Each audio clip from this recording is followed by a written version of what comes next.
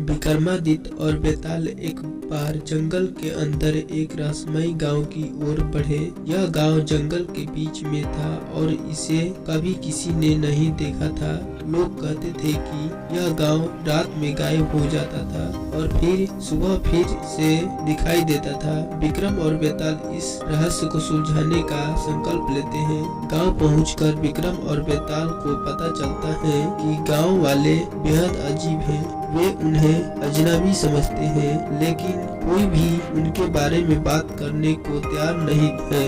फिर विक्रम और बेताल एक पुराना शमशान घाट जाते हैं, जहां एक पुरानी मूर्ति रखी हुई थी। मूर्ति के पास एक किताब पड़ी थी जो अजीबोगरीब चिन्हों और प्रतीकों से भरी हुई थी।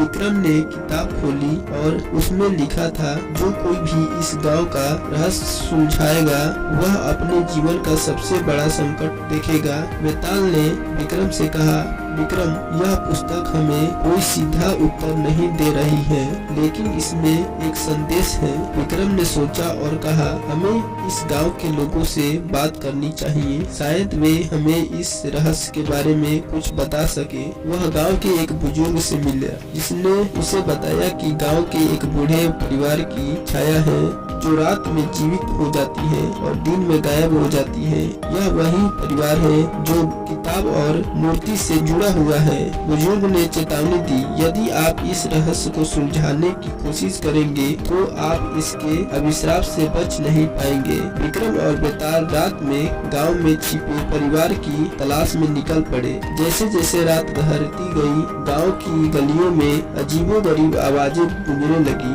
विक्रम और बेताल एक पुराने घर के पास गए जहां से ये आवाजें आ रही थी।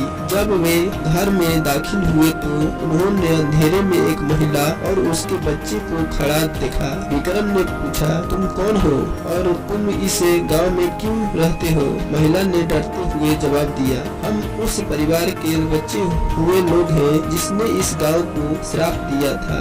जब तक हम श्राप हटा नहीं लेते तब तक हम यहाँ बंद हैं। इस पर एक जोरदार तूफान आया और घर की दीवारें हिलने लगी। अचानक विक्रम को एहसास हुआ कि यह परिवार किसी पुराने अपराध का शिकार है जो उन्हें कभी नहीं छोड़ने वाला था। इस बीच बेताल ने देखा कि उस घर के एक कोने में एक पुरानी तिजोरी रखी हुई थी। विक्रम ने तिजोरी खोलने की कोशिश की और जैसे ही तिजोरी खुली, उसके अंदर से एक चमकता हुआ मणि के साथ एक पुरानी चाबी भी थी। महिला ने कहा, यह चाबी तुम्हें श्राप से मुक्त कर देगी, लेकिन तुम्हें इसका सही उपयोग जानना होगा। बेताल ने मणि में चाबी डाली और अचानक एक तेज रोशनी ने पूरे गांव को अपनी चपेट में ले लिया। विक्रम और बेताल ने देखा कि गांव का अभिशाप टूट गया है और सभी समान हो गए हैं। लेकिन जब वे जाने वाले थे तो विक्रम ने एक गहरी आवाज सुनी